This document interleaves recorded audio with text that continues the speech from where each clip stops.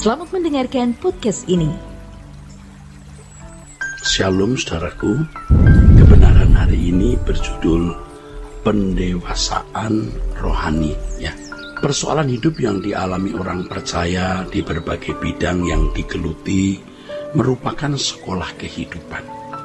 Dan setiap masalah yang dihadapi itu pasti memiliki nilai atau bernilai jika melalui masalah-masalah tersebut seseorang menemukan kebenaran yang mendewasakan rohaninya, atau melalui masalah-masalah tersebut ia menjadi cerdas secara rohani sehingga bisa menjadi sepikiran dan seperasaan dengan Kristus. Firman Tuhan dalam Amsal pasal 27 ayat 17 mengatakan, besi menajamkan besi. Ini sebuah gesekan yang melukai. Manusia menajamkan sesamanya. Dalam hal ini, saudaraku, keterlibatan masing-masing individu sangat dibutuhkan atau dituntut. Dan kita pasti berhadapan dengan manusia atau individu lain yang di dalamnya kita menghadapi pergumulan atau persoalan. Dan individu itu bisa siapa saja. Bisa pasangan hidup sendiri, orang tua, anak, saudara kandung, teman, sahabat, atasan, bawahan, dan siapapun. Ada masalah-masalah yang muncul dalam gesekan-gesekan tersebut. Dan hal itu merupakan sekolah kehidupan yang sangat mahal. Jadi kalau seseorang mau menjadi dewasa rohani itu mau tidak mau menghadapi gesekan-gesekan itu. Tidak mungkin kedewasaan rohani bisa dicapai dalam waktu singkat tanpa pergumulan. Tidak mungkin. Ya, kedewasaan rohani bisa dicapai seseorang tanpa gesekan-gesekan. Jadi kedewasaan rohani ini adalah tanggung jawab dan sebuah perjuangan, tanggung jawab individu dan perjuangan setiap kita, setiap individu.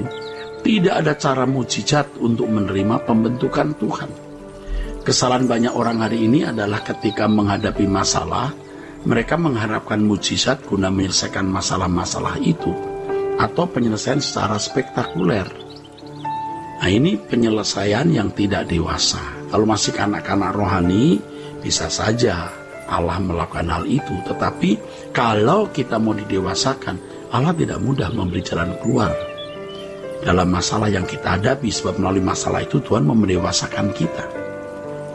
Ya, jadi kedewasaan rohani itu tidak bisa dicapai dengan mukjizat atau tidak bisa dicapai dengan cara-cara ajaib, spektakuler, dan mistis. Kedewasaan rohani itu bukan karunia, saudara, tetapi buah kehidupan.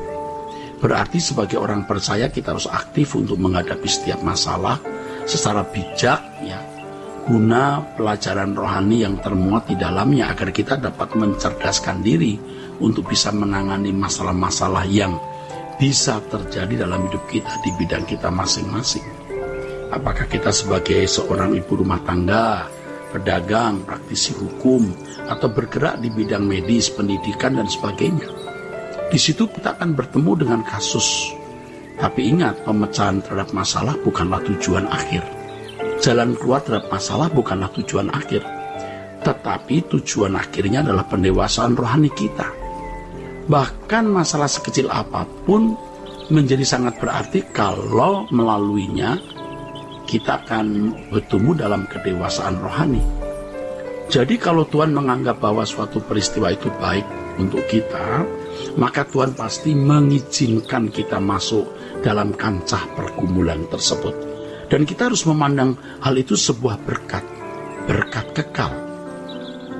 Dengan demikian kita menjadi carang-carang yang berbuah. Nah, banyak orang memandang bahwa masalah-masalah hidup seperti sebuah keadaan yang terjadi secara kebetulan. Mereka tidak melihat bahwa itu merupakan desain Allah dan berkat kekal yang Allah berikan. Dan lebih konyol lagi kalau memandang masalah itu prahara atau bencana. Di sisi lain banyak yang berpikir bahwa masalah yang dihadapi itu merupakan kesempatan Allah untuk menunjukkan kuasanya, untuk menunjukkan kasih-Nya dengan memberi jalan keluar terhadap masalah tersebut. Seakan-akan melalui masalah itu Allah mau unjuk kuasa guna mendapat pujian. Wah, ini juga salah.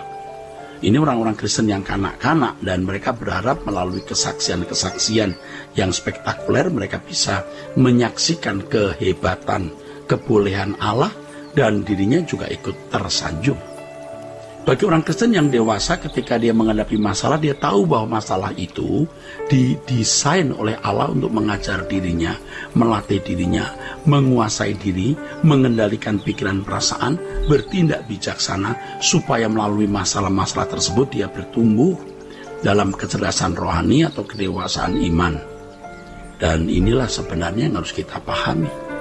Apabila kita ada seorang konselor, maka dalam menghadapi orang-orang yang datang dengan masalah, kita harus memiliki prinsip dan pemahaman yang benar bahwa masalah itu bukan musibah. Tujuan seseorang membawa masalahnya kepada kita bukan sekedar supaya mendapat penyelesaian atas masalah itu, tetapi bagaimana kita mengarahkan orang tersebut untuk mengerti bagian mana dalam hidup kita yang sedang dibidik Allah untuk diperbaiki demi kedewasaan rohani. Bila demikian, pasti kita dapat mengerti bahwa masalah justru membuat seseorang berbuah, dan masalah itu menjadi semacam nutrisi bagi jiwa guna pendewasaan iman. Menyadari hal ini, saudaraku, maka kita harus belajar mengucap syukur untuk setiap kejadian yang Tuhan izinkan kita alami. Bersyukur untuk manusia-manusia yang menurut kita mencelakai, menyakitkan, dan merugikan. Karena mereka dipakai Tuhan untuk membentuk kita. Untuk itu kita tidak boleh mengkambing hitamkan siapapun. Apalagi kita marah kepada Tuhan atas suatu keadaan yang terjadi. Ya, saudaraku sekalian, nah dalam Alkitab kita menemukan bagaimana Yusuf ya dianiaya oleh saudara-saudaranya, oleh kakak-kakaknya, sampai dia menjadi budak, masuk penjara. Aduh, hidupnya nyaris tidak memiliki masa depan. Tetapi ternyata semua yang dialami Yusuf itu merupakan sekolah kehidupan untuk menyelamatkan saudara-saudaranya di Kanaan ketika terjadi bencana kelaparan. Nah, kisah hidup Yusuf menjadi pelajaran yang mahal bagi kita semua, menjadi inspirasi yang berguna untuk kita. Yusuf berkata dengan jelas kepada abang-abangnya, kepada kakak-kakaknya, bahwa Allah yang membawa dirinya mendahului mereka ke Mesir.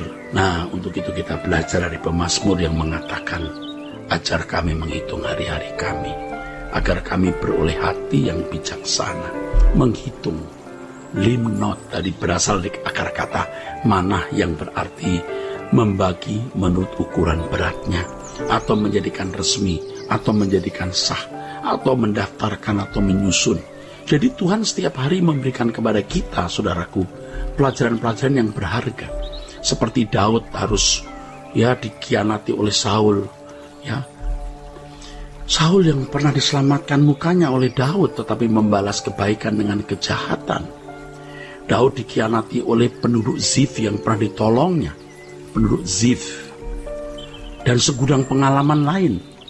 Dari pengalaman-pengalaman hidup Daud tersebut, dia menemukan bagaimana Allah mempersiapkan dirinya menjadi seorang raja. Demikian pula Allah mempersiapkan kita untuk mewarisi kerajaan surga. Allah akan membentuk kita, mendidik kita melalui atau di dalam berbagai pergumulan, persoalan, agar melaluinya Tuhan menjadikan kita dewasa dan sempurna.